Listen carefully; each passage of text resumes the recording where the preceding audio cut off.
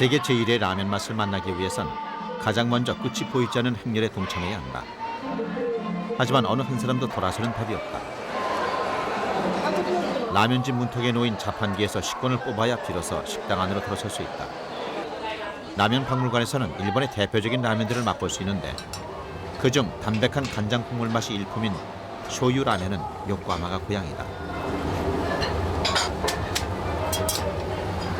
삶은 생라면에 돼지고기, 파, 김, 어묵 등을 얹으면 깔끔한 맛의 쇼유 라면이 완성된다. 일반 된장으로 담백한 국물 맛을 낸 미소 라면은 홋카이도를 대표하는 맛이다.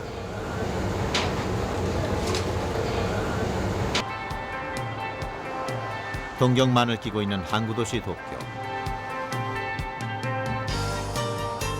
가장 많은 사람들이 어깨를 부대끼며 살아가는 도쿄의 거리마다 가장 쉽게 마주칠 수 있는 음식점 간판은 바로 라멘야, 생라면 전문점이다.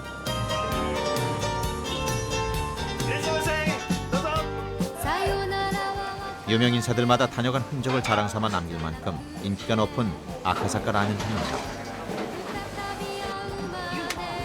일반 라면집에는 대부분 카운터가 없다. 소규모로 운영되는 만큼 식권 자판기가 그 자리를 대신하고 있는 것이다.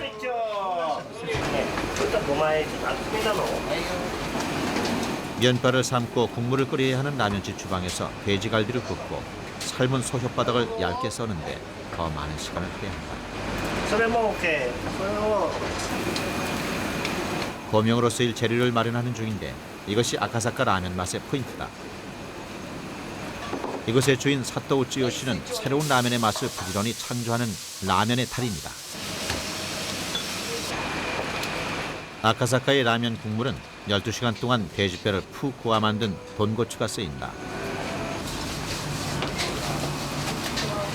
일본 라면은 튀기지 않은 생면을 이용한다.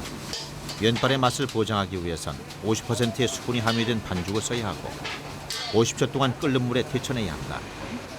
그래야 면발에 윤기가 돌고 씹는 맛이 살아난다. 같은 국물 같은 면발에 돼지갈비 바비큐가 올려지면 스페아리브 라면, 소 혓바닥이 얹어지면 듀딴 라면으로 이름이 달라진다.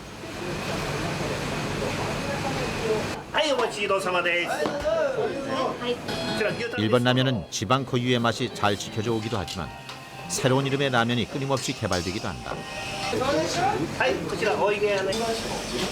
라면의 원조, 생라면의 천국으로 자부심까지 가지고 있는 일본인들은 하루 한 끼를 라면으로 해결해도 절대 궁색해하거나 질려하지 않는다.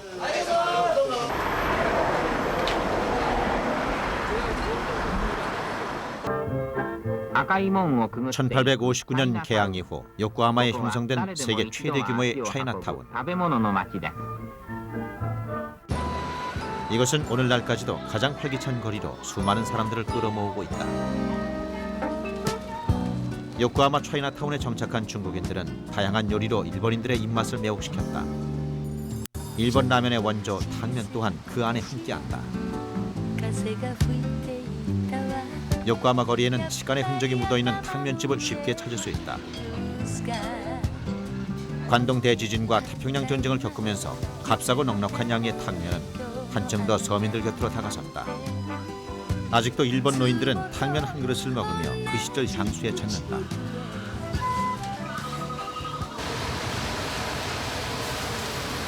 탕면 맛의 첫째 조건은 국물 맛. 가장 먼저 돼지 족발을 푹 우려내는데 닭발과 돼지뼈 또한 각각 끓여내야 한다. 하지만 재료의 맛이 가장 또렷이 우러났을 법한 첫 국물은 오히려 너무 진한 맛이 느껴져 탕면 국물로는 적절치 않다. 세 가지 재료의 다시마와 가츠오부시를 섞어 두 번째로 우려낸 맑은 국물만이 탕면에 쓰일 수 있다. 이제 돼지고기와 야채들을 기름에 볶는다. 면 위에 얹는 야채의 맛도 탕면에서는 무시하지 못한다. 그러나 야채의 맛이 풍부하게 퍼지려면 먼저 국물이 제맛을 갖춰야 하기 때문에 탕면에서는 무엇보다 국물의 역할이 중요하다. 야채와 국물 맛이 잘 어우러졌는지 확인이 끝나면 비로소 면발은 탕면 국물에 몸을 담근다. 푸짐한 건더기만으로도 절반은 배가 부를 듯한 탕면 한 그릇 속에는 맛과 추억, 그리고 일본 근대화의 역사까지 담겨져 있다.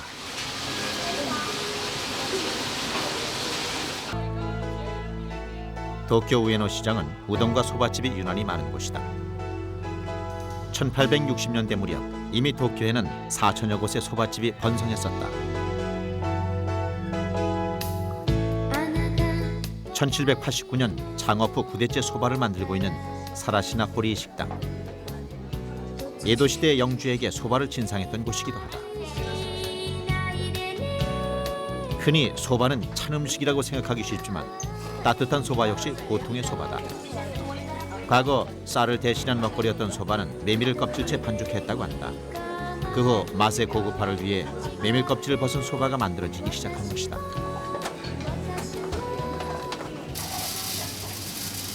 소바는 어떤 메밀가루를 쓰느냐에 따라 면의 맛과 촉감이 달라지는데 반죽 또한 맛의 중요한 요소다. 메밀가루 80%와 밀가루 20%를 섞고 계란을 풀어 반죽을 하는데 명성 높은 소바집의 철칙은 식사 2~3시간 전에 반죽을 하는 것이다. 원형 막대에 감고 풀고 밀고를 반복해 반죽을 최대한 얇게 만들어낸다. 일정한 굵기의 면발을 만들기 위해 균등하게 펴는 고된 작업인 것이다. 이제 한치의 오차도 없이 일정한 굵기로 면발을 썰어낸다.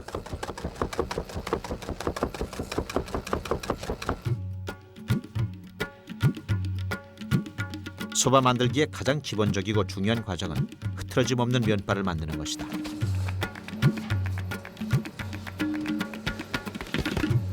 껍질을 벗긴 메밀가루에 갈은 와사비 줄기를 함께 반죽한다.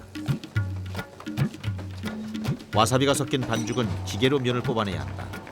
혼합물이 섞인 까닭에 고른 칼질이 안 되기 때문이다.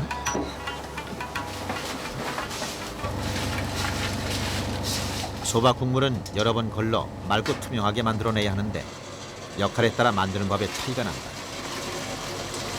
얇은 갓주어 부시로 우려낸 모리쯔유는 냉소바에, 두꺼운 갓주어 부시를 사용한 바케쯔유는 뜨거운 소바에 쓰인다.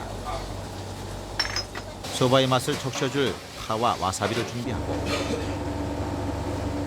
이제 면을 5분 정도 삶아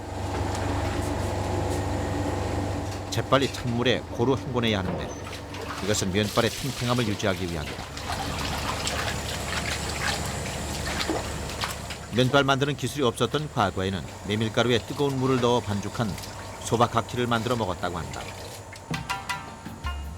소바는 어떤 그릇에 올리느냐에 따라서도 별칭이 붙는데 작은 대나무발에 얹으면 자루소바가 된다.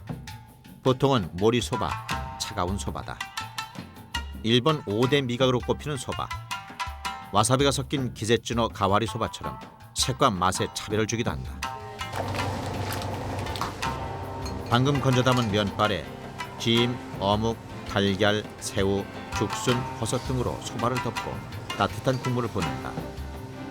가면을 벗겨야 소바를 볼 수 있어 가면의 얼굴, 옷감의 소바라고 불린다.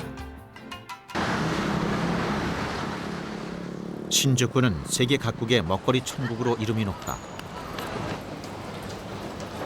1872년 문을 연 유서 깊은 우동 전문점.